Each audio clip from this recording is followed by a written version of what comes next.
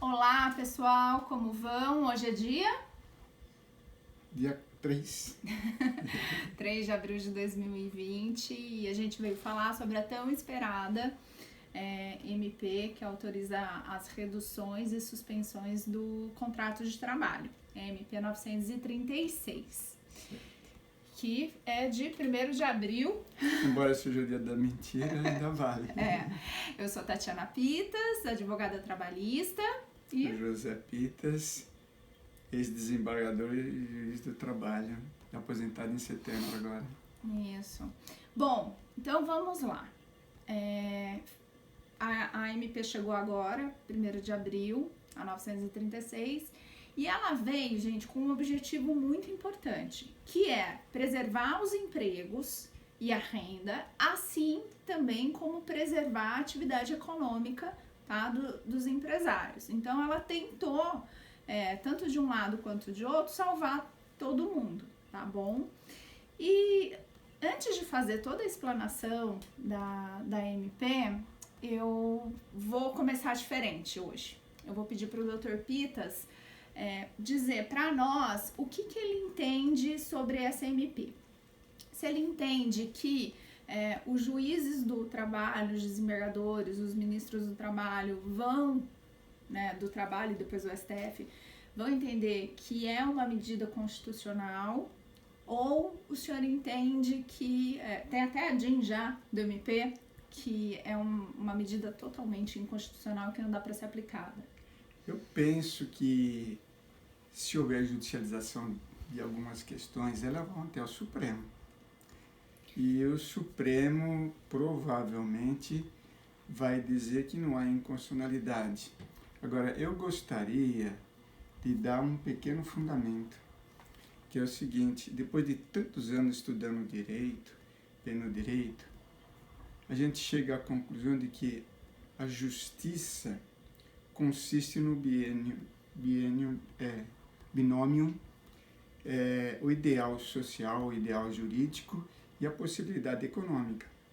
Você vê, por exemplo, que o salário mínimo ele não é constitucional. Se você for ver literalmente o que diz a Constituição, aquele salário mínimo que paga R$ 1.045, ele não atinge o objetivo da Constituição. Então ele não é constitucional, haveria inconstitucional, mas ninguém argui inconstitucionalidade. De forma que há possibilidade de que nessa situação extraordinária a gente pense bem sobre essa questão. E, baseado nisso e na possibilidade de resolver o problema, que, na verdade, a medida provisória 936, ela objetiva a garantia do emprego e da renda, mas, na verdade, não garante bem a renda. Ela ajuda. Mas é o que o Estado pode fazer, e é o que se pode fazer. E eu acredito que se deva partir para esse fim de aceitar as disposições, porque ela atinge o objetivo. E o mais importante aqui é atingir o objetivo. Aquele ideal que a gente vê, inclusive, na Constituição, apenas é um ideal, é uma diretriz. Mas nós temos que pôr o pé na realidade. Nós não podemos viver só de ideal, temos que ver um pouco de realidade também. É o que eu penso. A gente podia se aprofundar mais, falar da emenda constitucional, enfim, né, que estão tentando mudar essa questão do artigo 7º, inciso 6, sobre a redução salarial, enfim, só por acordo coletivo e convenção coletiva. Mas o nosso objetivo aqui é deixar as coisas mais simples, tá? E me permita só o seguinte: eu penso que não seria o caso de usar nem a negociação coletiva, porque na verdade não há uma redução real. A redução é apenas formal, é uma redução formal, mas o que a Constituição objetivaria seria garantir a não redução real. A real, que seria reduzir o salário e a jornada não, né? Alguma Por coisa exemplo, assim. Entendi. Bom, então vamos agora ao que aconteceu na MP, tá? Vamos lá. O que pode ser feito? Duas coisas podem ser feitas. Pode-se reduzir o salário e proporcionalmente à jornada, tá bom? E também, o que pode? Suspender o contrato de trabalho. Ah, Tatiana, o que é a suspensão do contrato de trabalho? É quando você, por um determinado tempo, não vai fazer nenhuma atividade na empresa, vai ficar lá na sua casa e, né, em contraprestação, nesse caso aqui, o governo vai dar um subsídio, tá bom? Essa é a diferença entre um você trabalha e o outro não. A suspensão do contrato de trabalho, vocês não vão trabalhar, tá? Para quem que a gente vai aplicar isso? Ó, em regra, para todo mundo, com exceção de administração pública direta, a indireta, empresa pública, sociedade de economia mista, os organismos internacionais, quem está em trabalho de comissão eleitoral, esses não vão poder. E também não vão poder quem recebe, por exemplo, um auxílio já do INSS.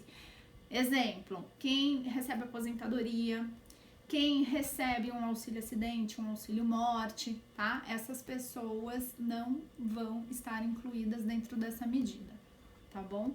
Assim, vou dar um exemplo aqui prático para vocês. A babá do meu filho, ela é aposentada. Então, eu não vou poder usar nenhuma dessas duas opções porque ela já recebe um benefício da Previdência, tá bom? Esse é um exemplo. Ah, Tatiana, vai aplicar para o doméstico? Vai, tá? A MP não fala absolutamente, não faz nenhuma distinção. Pode aplicar para o rural? Entendo também, tá? Enquanto a MP não fez nenhuma distinção, né, Dr. Pitas, eu entendo que pode se aplicar indistintamente para eles, desde que sejam registrados. Como é que vai funcionar? Vamos lá. A redução salarial e a redução de jornada vai poder acontecer para todas essas pessoas que eu falei para vocês, desde que seja no máximo de 25% e desde que haja um acordo individual escrito. Então, nesse caso, a gente não vai precisar do sindicato, tá bom? Bom, e em relação aos outros percentuais, como é que vai ser? Então, vamos lá. Vamos falar primeiro da jornada e da redução salarial. A jornada e a redução salarial, a gente só vai poder aplicar para as pessoas que recebem até R$ 3.135, tá? Então, a pessoa que recebe lá de R$0, tô brincando que o mínimo é o salário mínimo, mas de 0 até 3.135, a gente vai poder aplicar a redução salarial e a jornada, que eu vou explicar para vocês daqui a pouco. E também para as pessoas que recebem a partir de 12.202,12, tá? E que tenham um diploma universitário. Essas pessoas são consideradas, né, hipersuficientes. Então, considera-se que essas pessoas têm uma capacidade de negociação intelectual tão boa quanto a do empregador. Então, ele tá pareado. Por que tem esse lapso aí? Tô me perguntando até agora. O senhor sabe? Por quê? Eu não sei. Mas tem esse lapso ainda, entre os 3.000 e os 12.000, que só vai poder ser por negociação com o sindicato, tá bom? Como é que vai poder acontecer isso? Vai poder reduzir os 25%, que eu já tinha dito para vocês, 50% e 75%. E quanto tempo que a gente vai poder fazer isso? Máximo que a gente vai poder fazer isso é 90 dias. Ah, desculpa, gente, é 70%, não é 75%. A minha colinha ali, ó, me mostrou. É 25%, 50% e 70%. E o máximo são 90 dias, é muito percentual aqui. Nesses percentuais, como é que vai funcionar? Então, assim, diminuir. Eu tenho uma carga horária X, eu vou diminuir 25% dessa carga horária e vou diminuir 25% do salário, tá? Ah, eu tenho uma carga horária, vamos supor, de 8 horas por dia, quero diminuir 50%. Então, a pessoa vai trabalhar 4 horas por dia em vez de receber o salário integral, ela vai receber metade do salário dela, tá bom? E o governo, como é que o governo entra nessa história? Ele entra dando um auxílio, tá? Esse auxílio chama Benefício Emergencial de Preservação do Emprego e da Renda. Fizeram até uma sigla, como é que é? BEPER. Fizeram essa sigla. Então, vou dar um exemplo para todo mundo entender. Vamos supor, a pessoa recebe R$1.000, tá? É só exemplificativo, tá? Porque R$1.000 não pode receber, porque não é o mínimo. Mas vamos supor que a pessoa receba R$1.000 e a empresa tenha reduzido 25% do salário dela. Quanto que o governo tem que arcar? Então, vamos pensar assim, se ela for demitida, vamos supor que fizeram lá, tem uma tabelinha lá que faz um cálculo, vocês acham na internet. Se ela for demitida, conforme a faixa salarial dela, ela receberia aí, nesse caso de seguro-desemprego, R$1.000 também, tá? Aí pergunta, quanto que o governo vai pagar? Se ela receberia R$1.000 de seguro-desemprego, seriam R$250 que o governo vai arcar, tá bom? Ah, e se a redução for de 50? Aí se a redução foi de 50, o seguro-desemprego que ela receberia era de 1.000, então o governo vai arcar com R$500, e se for 70%, R$700. Eu acho que dá para entender isso, tá, gente? Mas precisa calcular quanto que a pessoa receberia de seguro-desemprego. O máximo que uma pessoa pode receber de seguro-desemprego é 1.800, acho que... 88. E 88? É, 88,43, alguma coisa assim, tá bom? Então, em cima desses cálculos que vão ser feitas as contas pelo governo. E como é que vai funcionar? O empregador, gente, vai ter que avisar, primeiro, né, antes de tudo, esse acordo tem que ser feito, e feito esse acordo, o empregador tem que dar 2 dias para poder começar, tá? Para a pessoa se preparar, enfim, qualquer coisa. Ah, e dá para retornar a qualquer tempo? Dá até para retornar a qualquer tempo, desde que o empregador avise com 2 dias de antecedência também, tá bom? Então, em relação à redução de jornada e à redução salarial, é isso. Então, 90 dias, as reduções proporcionais de 25%, 50% e 70%, 2 dias.